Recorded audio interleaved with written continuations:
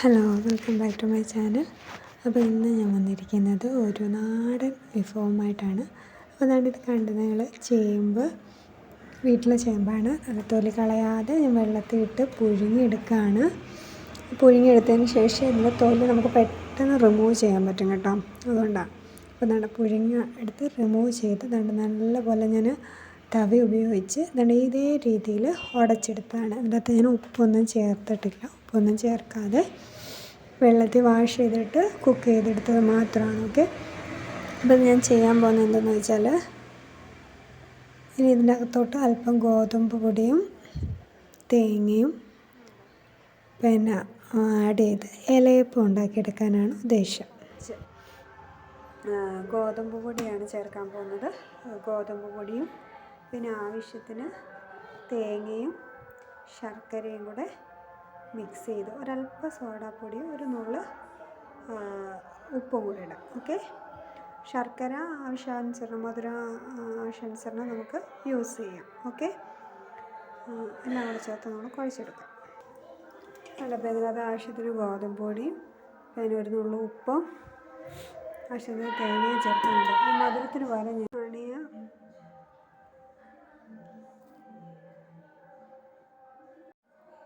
ഒരു ബോട്ടിൽ മധുരത്തിന് വേണ്ടി ഞാൻ യൂസ് ചെയ്യുന്നത് ഹണിയാണ്. ഓക്കെ. അപ്പം ഹണി ചേർത്ത് മധുരം കറക്റ്റ് അല്ലെങ്കിൽ മാത്രമേ ഞാൻ പഞ്ചസാര ശർക്കരയും ചേർക്കുന്നുള്ളൂ. ഓക്കെ. ശർക്കര എൻ്റെ കയ്യിൽ അവൈലബിൾ അല്ലാത്തതുകൊണ്ടാണ് ഞാനിപ്പോൾ ഹണി ചേർക്കുന്നത്. ഇല്ലെങ്കിൽ ഞാൻ ശർക്കര മാത്രമേ യൂസ് ചെയ്യുന്നുള്ളൂ.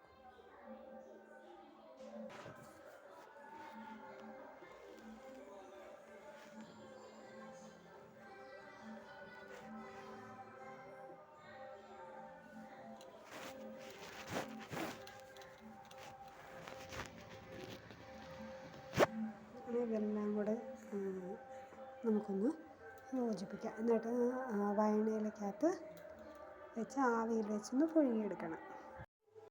നമ്മുടെ ഐറ്റം ഇതാണ്. അപ്പോൾ ഇത് ഇലയിൽ തേച്ചിട്ട് ഇഡലിക്കുട്ടത്തിട്ട് ഒരു തട്ടിൽ വെച്ച് പുഴുങ്ങിയെടുത്തതാണ്. അപ്പോൾ അതിൻ്റെ വീഡിയോ എനിക്ക് എടുക്കാൻ പറ്റില്ലായിരുന്നു. ആ സമയം എൻ്റെ ഫോണിന് ചാർജ് തീർന്നു പോയി. അപ്പോൾ ഇത് കഴിഞ്ഞതിന് ശേഷം ഞാൻ കുഞ്ഞിൻ്റെ സ്നാക്സ് ബോക്സിൽ കൊടുക്കാൻ വേണ്ടിയാണ് ഞാനിത് പ്രിപ്പയർ ചെയ്തത്. ഓക്കെ. അപ്പോൾ ഐറ്റം ഇതാണ്. നമ്മുടെ ചേമ്പാണെന്ന് ഒട്ടും പറയത്തില്ല. അതിനകത്ത് ചേമ്പ് ചേർന്നെന്ന് പോലും പറയത്തില്ല. അങ്ങനെ കേട്ടോ ആണ് ഐറ്റം. അപ്പോൾ അതിനകത്ത് ടേസ്റ്റിനും ഫ്ലേവേഴ്സിനും വേണ്ടി ഏലക്കാപ്പൊടിയോ അല്ലെങ്കിൽ മറ്റെന്തെങ്കിലുമൊക്കെ നിങ്ങൾക്ക് ചേർക്കാൻ പറ്റും.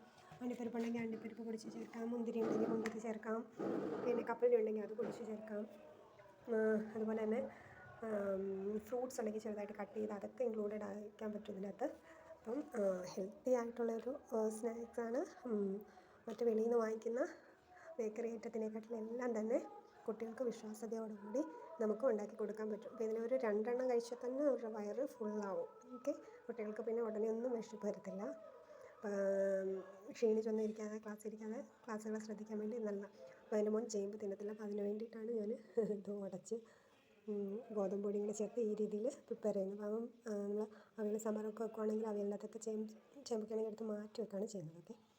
അപ്പോൾ ഇങ്ങനെയാണെങ്കിൽ അറിയാതെ അതങ്ങ് എൻ്റെ ഫുഡിൻ്റെ അകത്ത് ഇൻക്ലൂഡഡ് ആയിരിക്കും. ഓക്കെ.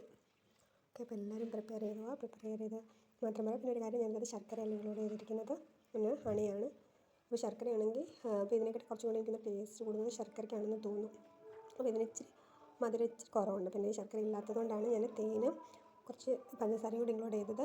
ഈ ശർക്കര ഉണ്ടെങ്കിൽ അത് തന്നെയാണ് ഏറ്റവും ബെറ്റർ. ഓക്കെ. അപ്പം എല്ലാവരും ഒന്ന് പ്രിപ്പയർ ചെയ്ത് നോക്കാം. ശർക്കരയും തേങ്ങയും ഏലക്കാപ്പൊടിയും ഒക്കെ വെച്ച് നട്ട്സൊക്കെ ഉണ്ടെങ്കിൽ അതൊക്കെ യൂസ് ചെയ്തുകൊണ്ട് എല്ലാവരും പ്രിപ്പയർ ചെയ്ത്, പിന്നെ വൈനയിലയുടെ ഒരു ഫ്ലേവറും കൂടെ ഒക്കെ വരും. അപ്പോൾ വേറെ പ്രത്യേക ടേസ്റ്റാണ്. എല്ലാവരും പ്രിപ്പയർ ചെയ്ത് നോക്കിയാൽ മാത്രം പോരാ. ഇഷ്ടപ്പെട്ടെങ്കിൽ എൻ്റെ വീഡിയോയ്ക്ക് താഴെ വന്നൊന്ന് കമൻറ്റ് ചെയ്യാനും കൂടെ ശ്രദ്ധിക്കാം. Okay. And thanks for watching.